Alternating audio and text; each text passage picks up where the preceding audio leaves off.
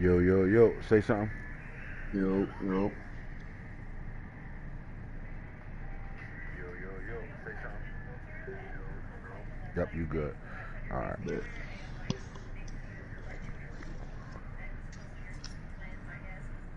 Late night.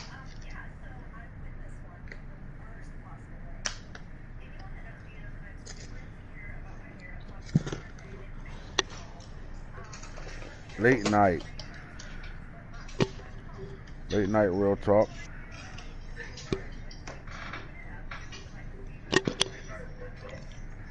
Episode mock draft.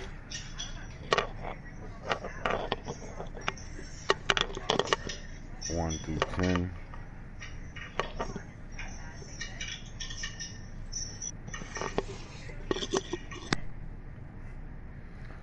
'10, 2023 class.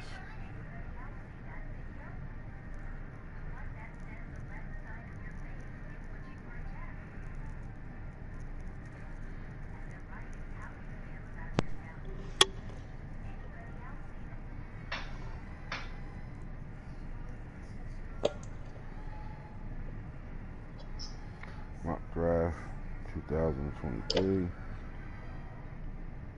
First round. What the fuck you get?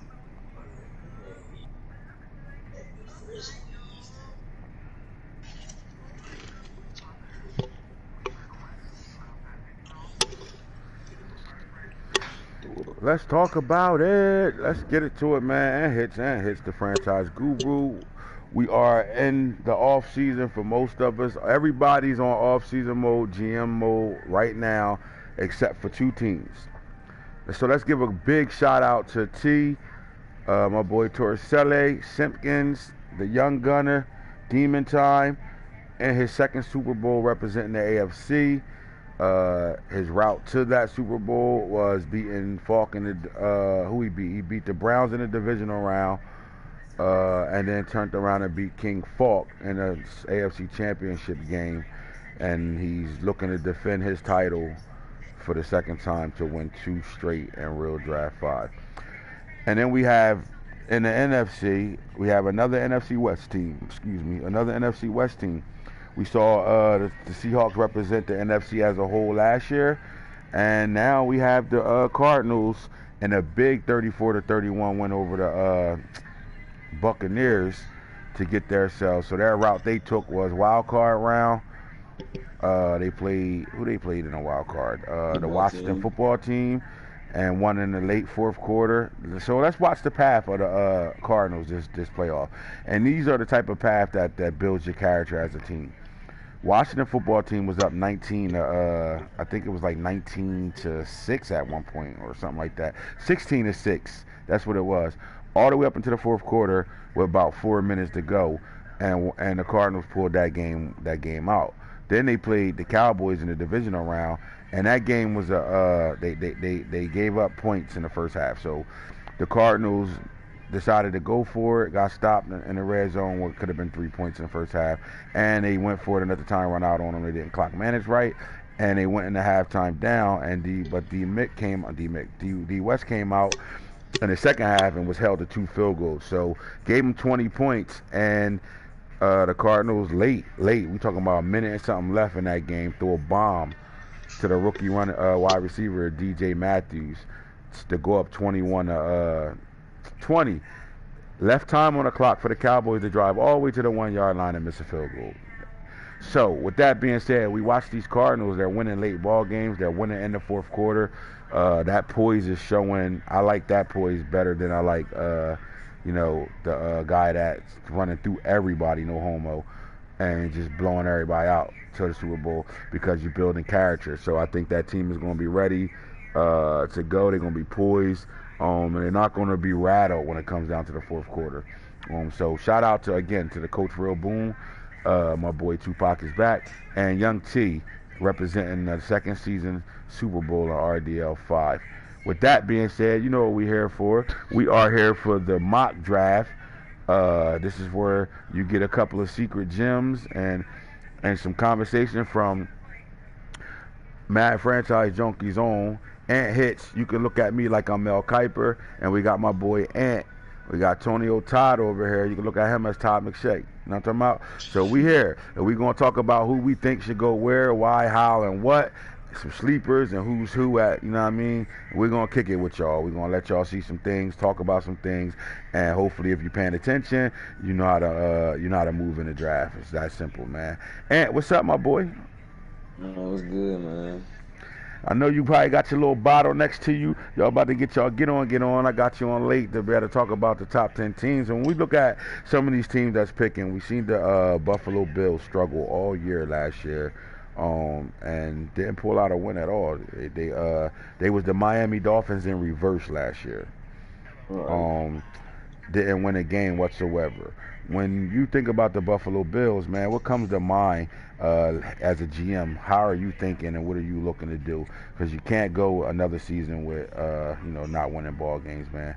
They were a playoff team when we first started this league.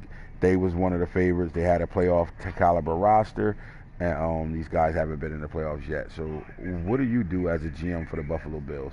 If you how do you fix this and turn it around and get some wins over there? Really, man, from being a playoff team to not making it, not winning the game, that's just something you got to sit down personally with all your coaches and just see what y'all really need to work on and fix around the team. And it starts with your division, man. So we've had the Jets win it year one. We had the Patriots win it year two. When you look at those two teams that won their division, you see a makeup of a bunch of traded players, veterans that got good abilities on them, mixed with some rookies and young guys that go along with it. The Jets is built that way, and so is the Patriots right now. When you look at the Dolphins, they're up and coming team in that AFC East as well.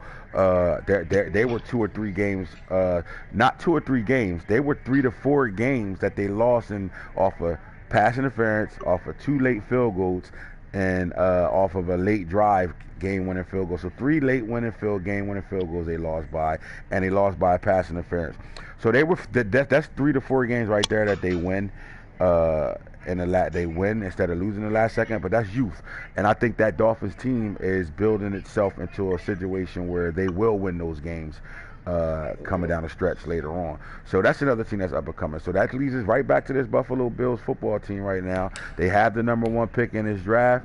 I'm going to get to their team, and we're going to talk about it. At quarterback, man, we're looking at Josh Allen at quarterback. If you are GM, how do you evaluate your quarterback? Definitely say, he's our franchise quarterback. He's only 27, and his arm strength, it's great. Strongest arm in the league. Right. Here's my problem. In 2 strong seasons, Josh Allen has thrown 124 interceptions. That is way too many interceptions for a quarterback. 124 INTs in 2 years. So the yardage is there. 3,116 in 2022, and 21 he threw for 4,187. But 63.9 rating, 45.4 rating, that's not going to cut it. 28 passes, touchdown, 17. He's averaging 63 INTs, 60 picks a season right now. Most guys would have been thrown out the league already right now. But my question is, what can help him the most with limiting these turnovers, throwing a lot of picks like that? Definitely probably finding, that main back. That's just 1,000-yard plus running back. 'Cause right now he got Kenny Gainwell over here, and he's more of a receiving back than a running back. And, he needs that to up on his pass up a little bit more. And if you look at Kenny Gaines, man, you said it the best, man. That's why you my Todd McShay, dog, because you know what you're talking about. So at the end of the day, bro, you said it. You can't explain it no more than this. You got a running back that hasn't reached 1,000 yards in 2 seasons. So you combine his 21 year and his 22 year, you're dealing with a guy that's still under 1,000 yards. 513 and 403 doesn't add up to 1,000 at all. 10 rushing touchdowns. He's averaging about 3.3 yards a game right now on carries. Now, he doesn't have a lot of production in carrying, 141, 139. That's not a lot for a running back, especially the feature back should have way more. He should be in the 200 carries plus a season. easily, right? And you got to better throw the ball. Now, it looks good when you see 109 receptions in 2022 and 127 receptions in 2021. But again, not a 1,000-yard receiver, 820 and 759, and he only scored 2 touchdowns in those 2 years with all those catches. So, I mean, we catching the ball and we only getting 2 yards, 3 yards to catch right now. Like, we're not even, you know what I mean? We're not productive there. So now, with that being said, you looking at a running back who is a dog. I mean, look at him. We dealing with somebody.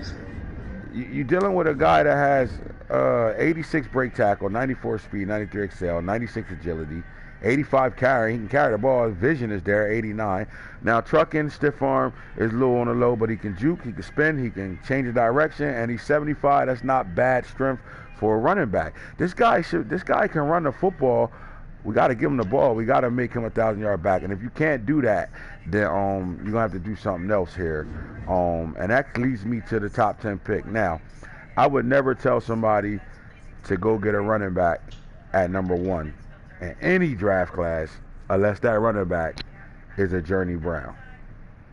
Very special. You got to go get you a guy that got blazing speed, and I'm thinking you got to tag team them, no homo, double team him. What I mean by that is you got to have a 1-2 punch with Kenny Gainwell, because Kenny Gainwell has great speed, 94 speed, 93 excel, but you got to go get a home run hitter here. Flat out, I think they go get a home run hitter here, and then we go to the draft class. When you look at speed on running backs in this draft class,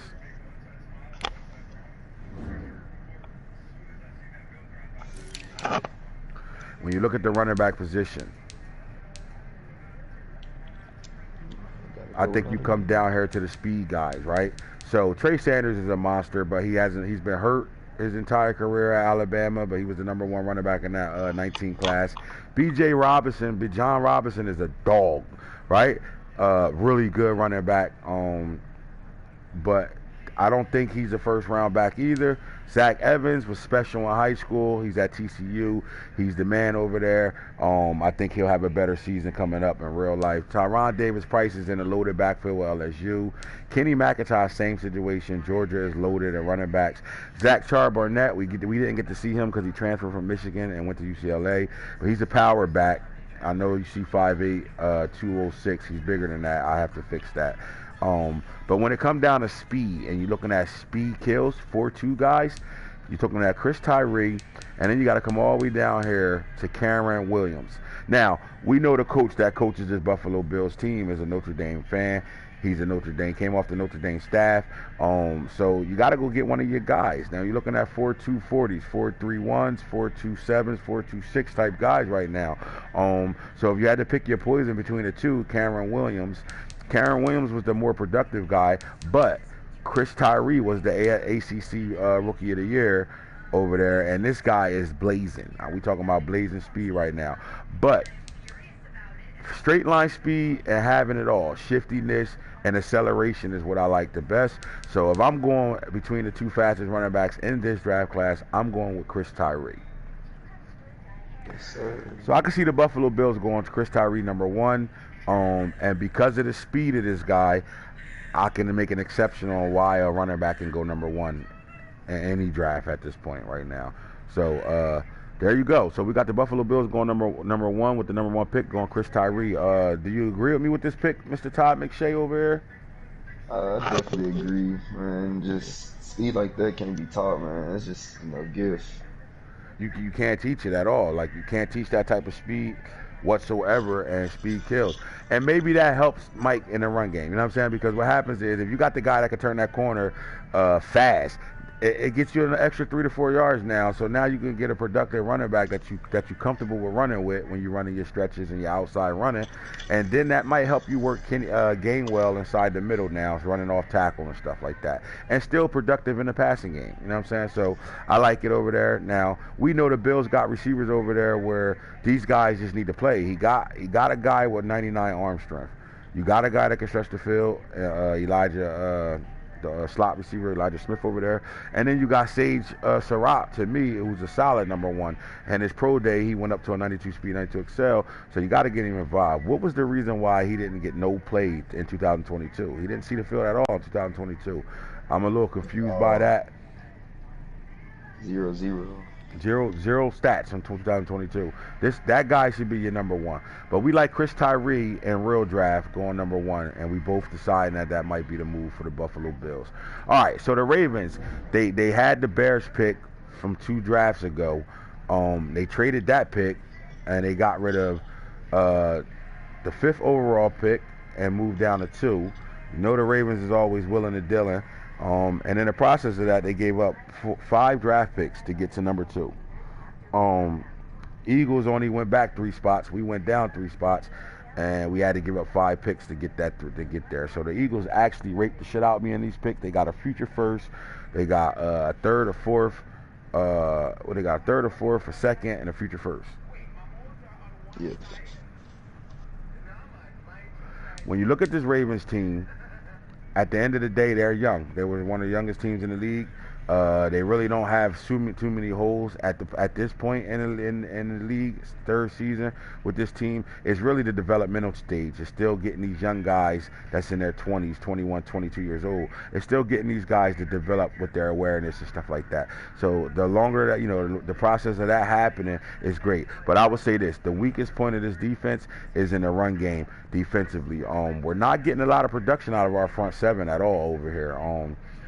The production that we would like to have with the guys, like you saw Jason Owe, Combine Warrior, but to me, he's producing the same way he produced at Penn State. For a guy to have 4.34 speed at defensive end and can jump 42-inch vertical and bench press 222, in my opinion, a guy like that should just be off the charts making plays. But he didn't do it at Penn State. He only got on the field on pass rush downs. They thought they can develop him. He's young, he's raw, develop him with some talent. I think they do need to get more production out of the defensive ends. But again, we're asking pass rushing defensive ends to be 3-4 type of usually when you play in a 3-4, your DNs are 300 pounds, 290, big type guys, right? We asking these legit 250 pound, 260 pound DNs to be 3-4 guys. Yeah, and they fighting through double teams and all that. So their production is down because of that. So the scheme ain't working with the guys they got. Now, with that being said, I think the most problems I'm having is that middle linebacker. I feel like we got 2 young dogs there, but they're not productive, man. If you look at the top tier linebackers in the league, they all with 90-something tackles, high tackle for loss, and they really playing middleman in the field right now. Now our production is really low at that middle linebacker spot. One of them had 40-something tackles, 60-something tackles, or something like that. So if you are me, and I don't move up for a reason. I'm not going to give up 5 draft picks to move up in a draft to not get something special. So me personally, I'll just say what I'm going to go get. And this is if the Bills doesn't do it. We're going to go get Justin Flo, the hardest hitting linebacker in the draft. Now Justin Flo was injured as a rookie as his freshman year for Oregon. He missed the entire season. He played the first 3 games, missed the entire season. But we all know Justin Flo is probably the most famous high school linebacker in the league. That's in college right now. We all know what he's capable of doing, suplexing guys, throwing them over his shoulder, whatever the case may be. That's a generational talent that you can't pass up on. So I think the Ravens go there. Number 2, Justin Flo. And my question to you, Ant, is that a good pick for them? Yes.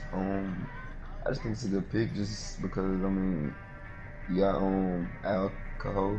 He's pretty good, but like you said, just 60 tackles, 60 tackles is gonna be done. You need that guy. You need that guy, the guy that can just make the tackles and be that man in the middle to make some plays right now. So I like it. So we got at number 2, we got Justin Flo. At number 1, we got Chris Tyree. Now number 3, the Seahawks. I thought the Seahawks was shut. They tanked all season long. They was moving. They still moving. They got a shitload of draft picks this year. They ready to get their GM on in the 2023 draft. But when we saw them moving back and getting back into the top 3, top 5 of this draft, I'm thinking quarterback, right? And they went and traded for Joe Burrow. So does that stop their quarterback move right there? Oh, definitely. Joe Burrow, franchise quarterback, easily. Now Joe Burrow ain't over here yet, but he will be. The trade was approved. That trade will be made. Joe Burrow is now a Seahawk with Russell Wilson training him. So they don't need that. All right. When you look at the running back position, Josh Jacobs has been productive for two years, 13 touchdowns in both seasons. He's been 1,000-yard back both seasons. But they won in the pro days. So Jared Patterson went from an 88 speed to a 91, 94 excel. I actually think he can start this guy this year. And then he got Chris Evans out of free agency, who had a great pro day too, that went up from an 88 speed to a 92 speed, 92 excel. So I do think you got 3 running backs over here. You don't have to jump out the building and go get any running backs at this point. When you look at it, I still don't think they made up for getting rid of DK Metcalf. Although I like the first 2 receivers over here, is receiver the need? Like, do you go 3 or me personally, the receiver position is too deep to really waste a number 3 pick on a receiver. So when we look at that, that takes us on to the defensive side of the ball because they have a strong offensive line. I'm gonna leave it up to you to make this decision where you think they should go at here. But when we look at their defense, these guys got a shitload of corners. They got multiple players at every position on defense. Where do you think that they should go at number 3? Honestly, I mean, they got a whole bunch of ends. But honestly, me personally, I feel like they should go safety. Let's take a look at the safeties over here. All right. So you got a Darius Washington. I like him, but he's 83 overall, 5'8". I mean, at safety, bro, 5'8". And then your next 2 safeties are 5'10" and 5'9", and one is really a corner / move safety. So I like it. At corner, I think they have their starting corners. We just need to find out who's who. You got 1, 2, 3, 4, 5, 6, 7, 8 corners over here. They all young. They all been drafted or traded for. Shaquille Griffin is the guy. He traded for Matt Hankins. He's a superstar, so can he be the number 2? So we need to find out who your number 3 and 4 is over here out of the 10 corners you got over here. But safety, you are a little with some of these receivers running around here. I don't see 5'10" and 5'9", and then 5'8" on the other side. You need a bigger body guy. So if you're gonna go safety and you're gonna go at 3, you got to go get you the superstar, right? You don't want to pick in the top five without getting that type of player, X Factor, superstar, that type of guy. All right, so they're not going quarterback because they went Joe Burrow. In my opinion, it would be stupid to go quarterback after you just gave up picks for Joe Burrow.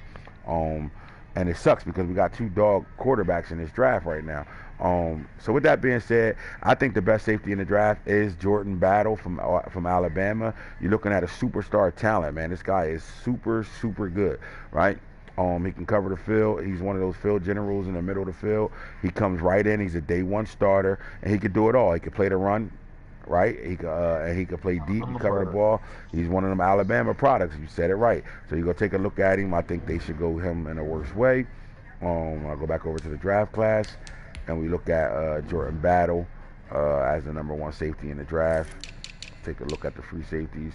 And there you go, Jordan Battle. Now, do you stay away from him? I scouted him. He turned red. But do you stay away from that because he turned red, in my opinion? I mean, he turned red, bro. That might stop you from... Man. I think, though, Alabama, is Alabama. And, he is one of the best. I mean, he's supposed to be one of the best safeties. Yeah, and he's definitely the best safety in this draft. Granted, I ain't make the rest of them. Now, I'm cool with the 6'1", 201 because the guy's a thumper. He's going to come down and lay the wood, so you got a guy that got good hit power. He got solid speed. You're dealing with a guy that's going to be 90+ when it comes down to speed. And then like I said, he could do it all. He could play in the box, and you're not going to really beat him deep. And he can get sideline to sideline, hash marks to hash marks, numbers to numbers. So I like him. I wouldn't be scared of that red. But I would think that I'm going to put him there anyway. Jordan Battle, he got the tape. You can go look at his highlights and see a lot of them. So he's a guy that can play for you. So Jordan Battle for the Seahawks right now at number 3. All right. So now we slide out of here, and the number 4 pick goes to these Detroit Lions. And just look, man, you're coaching this team. Detroit Lions had a hell of a season this year. You guys got y'all running backs. Honestly, I'm open the table up to you. Where does the Lions go at 4? Honestly, the Lions, the coach, after getting Journey, bless him and getting him. And he had an amazing season. And so I just feel like, we have to strengthen up him. So the only best way to do that is just to go offensive line. And you want to, the dog, like a dog. Man, so if I leave out of here and we go right back to over here to the draft class again, and we're looking at a guy that's worthy to go into the top 5. Have you zeroed in on anybody that you think that's a top 5 pick worthy? I've been looking around, and just really just the school called me, and it was right guard, what's his name? Left guard, Cardell Thomas, from LSU. Oh, the LSU product. Ooh. All right, so you're getting an athletic guy that's 360 pounds. I can't be mad at that.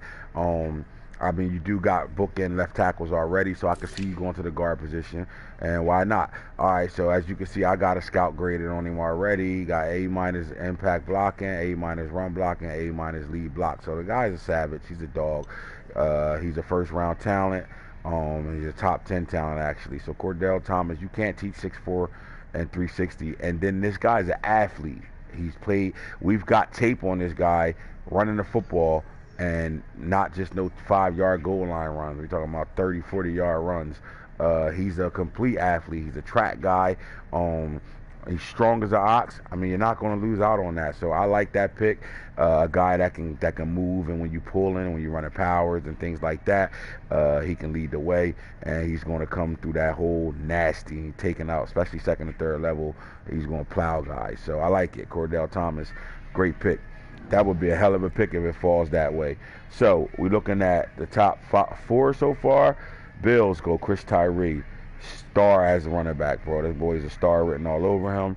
Ravens go middle linebacker, the hardest hitter in the fucking world, Justin Flo at middle linebacker. You're dealing with a great guy, great superstar type talent. Seahawks go Jordan Battle. He's definitely a superstar type player.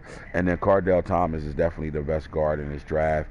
And you're dealing with a superstar. This guy's a dog right now. So at 5, the Eagles, man, they go back from 3 to 5. They accumulate a shitload of picks. Let's take a look at it.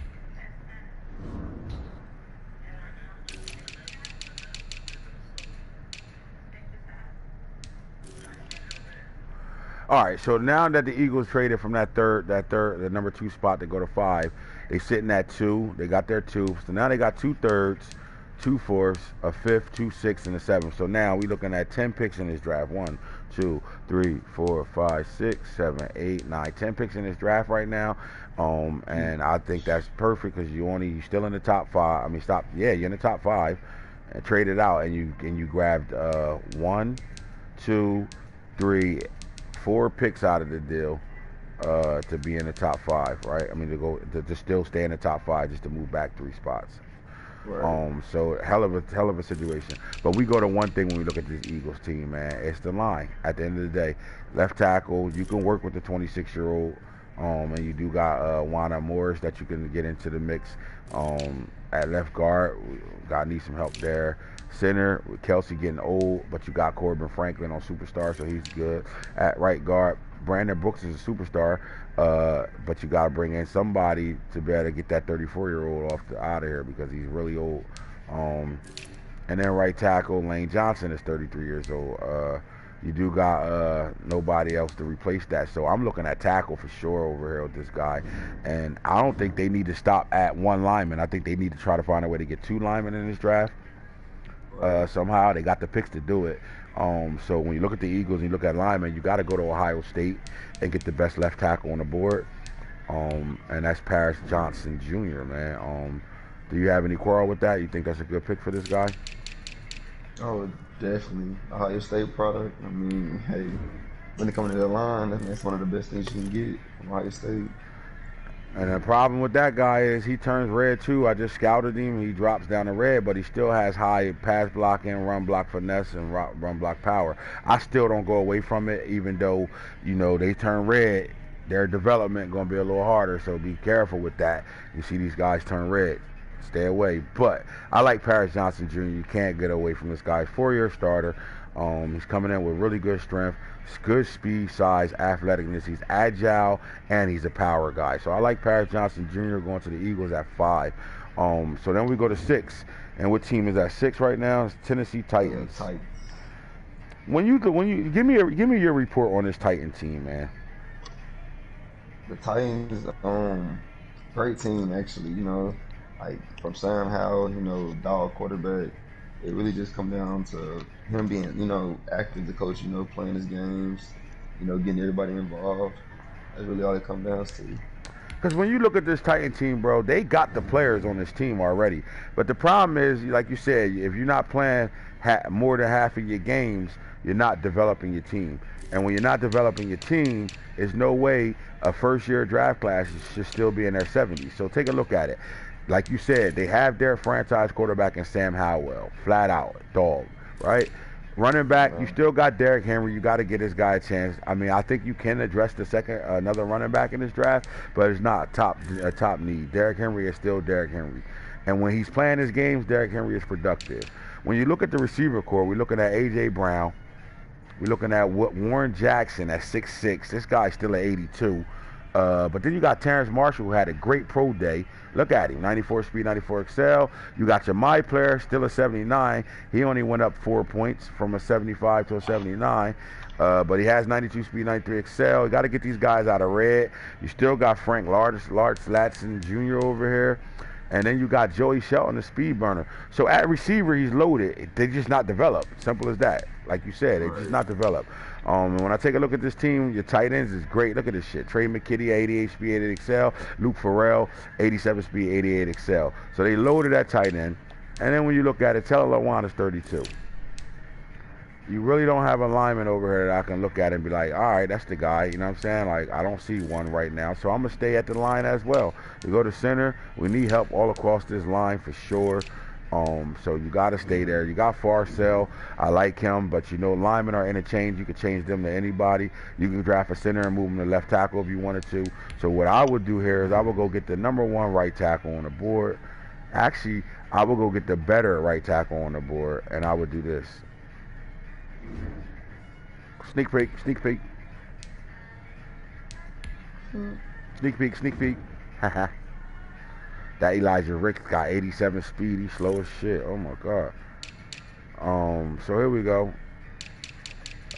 Right tackle.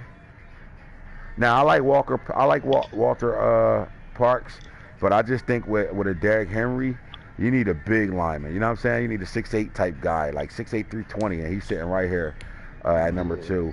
So I like Trey Wooddig from Wisconsin, and you know you can't go wrong with a Wisconsin lineman, period. You know they run the ball really well over there, and for whatever reason, everybody turning red, but I'm not staying away from him either. With the linemen, they turn red, bro.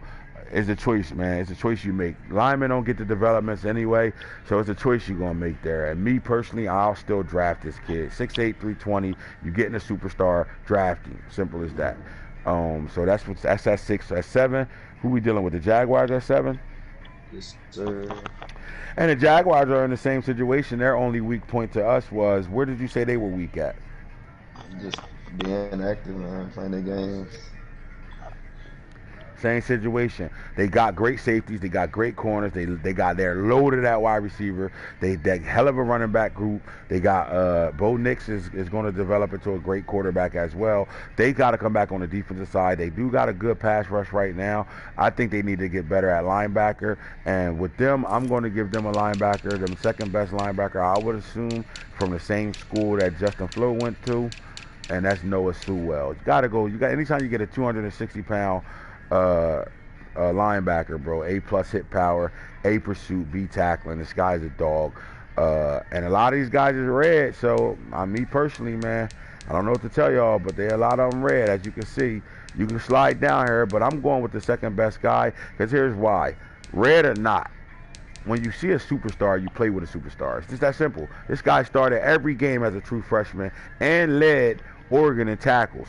So he's a monster. So you go with the superstar players and you get those guys on the field right away. So just think about it. As a freshman in real life, he started every game Oregon played in. He was their best tackler. What would he look like by the time he become a junior? You know what I'm saying? Grade him out. You got to see the grade out. He's going to be a monster by the time he's a junior because this game speed just going to slow down more and more for him, and his awareness gets better, and he's the dog. So I would go Noah Sewell at number 7 for the Jacksonville Jaguars. Number 8, who we dealing with at 8? Colts. All right, so I like the Colts. Talk to me about them. What do you think they need to do? Colts is a great team.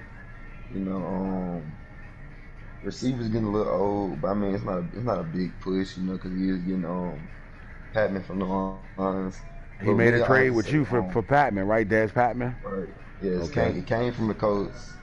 Spent a year with us, going back to the Colts. Mm-hmm. And so, you know, but I'd say a big thing with him is just his linebackers.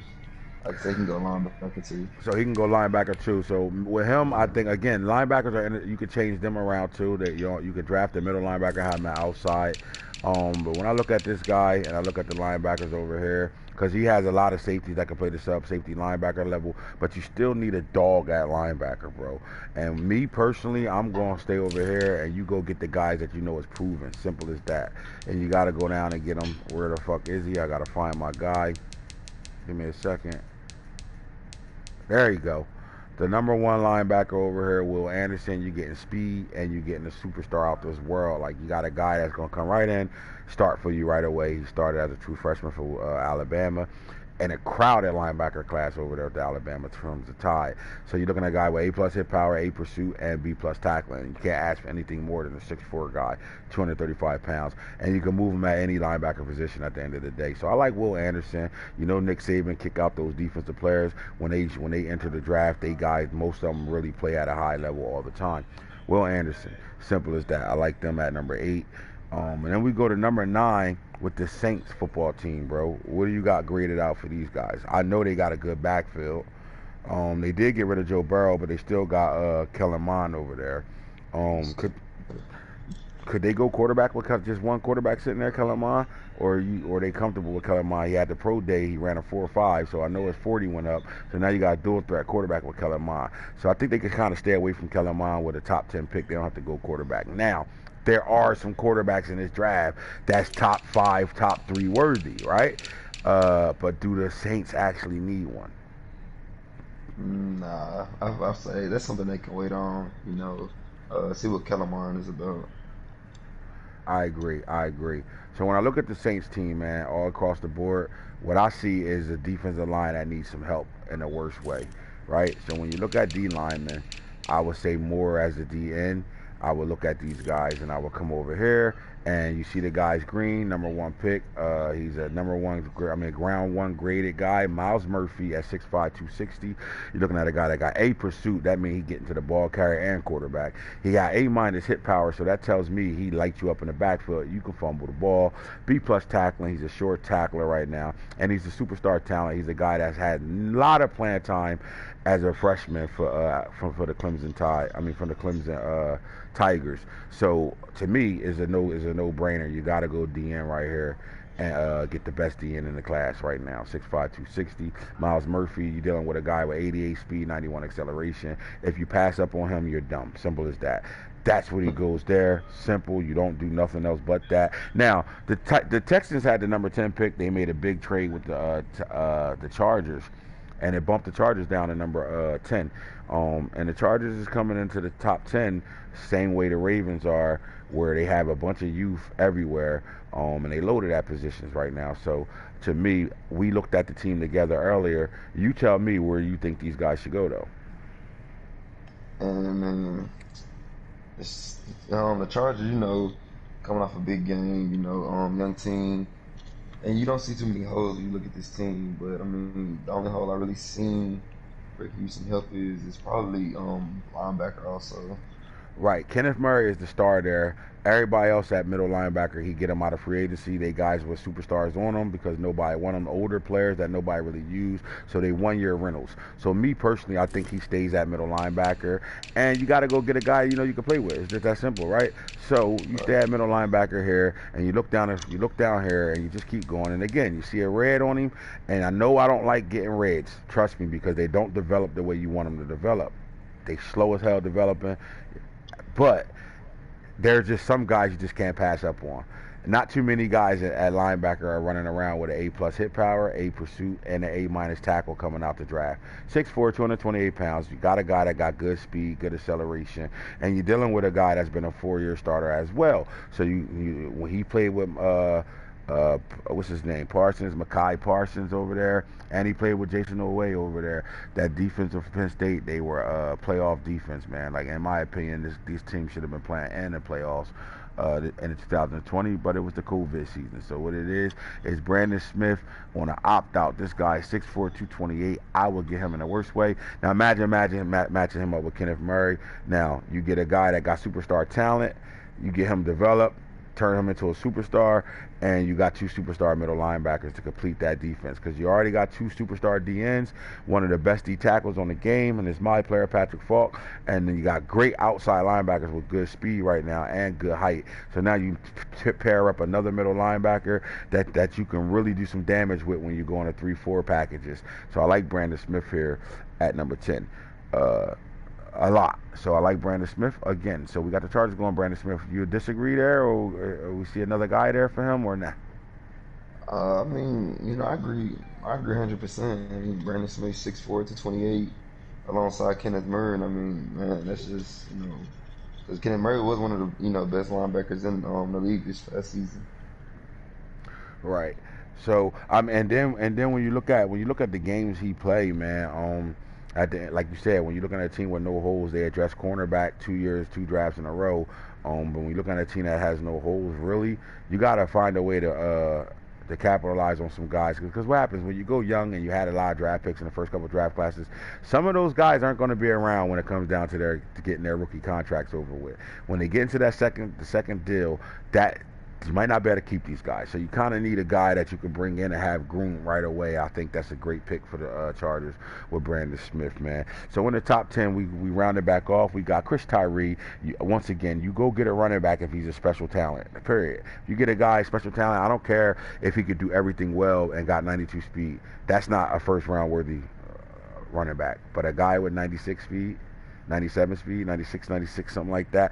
Those type of guys you go get right away. You have to get them. So I love it there. We saw what Journey Brown did with all that speed coming out the draft, and he went number 4, and he went in bonkers.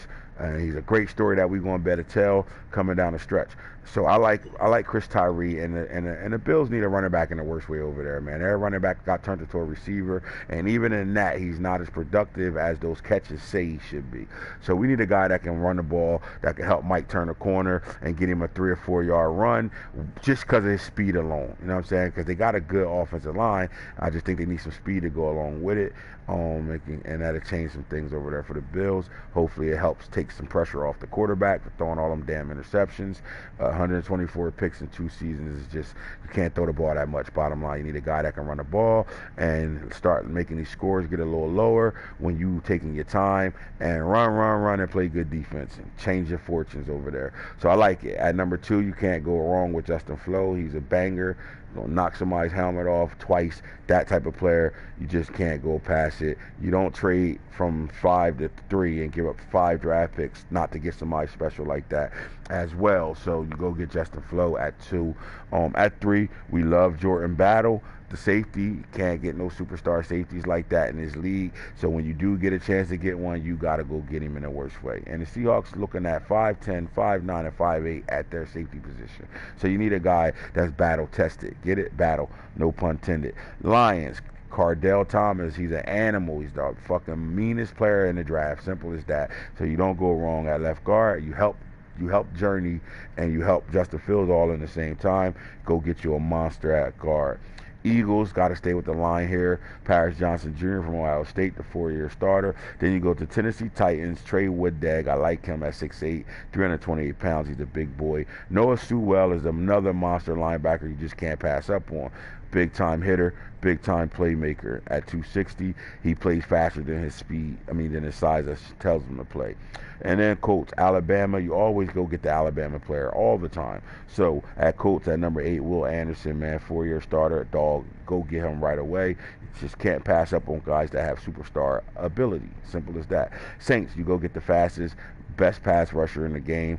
On the edge, and that's Miles Murphy. And then the Chargers go get the 6'4" freak Brandon Smith, who to me is going to be a great combine guy as well, just like Jason Oweh. They just time well. They do the little things well, and they just really big chiseled monsters when they come out. So I like Brandon Smith to help Kenny. What's his name? Kenny Murph. Yeah, Kenny Murph, to help him out. At middle linebacker for those Chargers right now to help especially stop that Raiders run over there. You need a guy that could come down and play in that box and do some things right there. So that's the top 10. Tomorrow we'll do picks 11 through 20, and we'll continue on from there, man. It's your boy AntHits, the franchise guru. You already know how we do it, man. Don't nobody got better draft classes than the kids. So we do what we do all the time, man. You got your Mel Kiper talk and your Todd McShay talk out of me and the Ants. That's gonna be our new segment when we do this. The A&A. The A&A segment, dog. Let's go. Mock draft. Holla at us.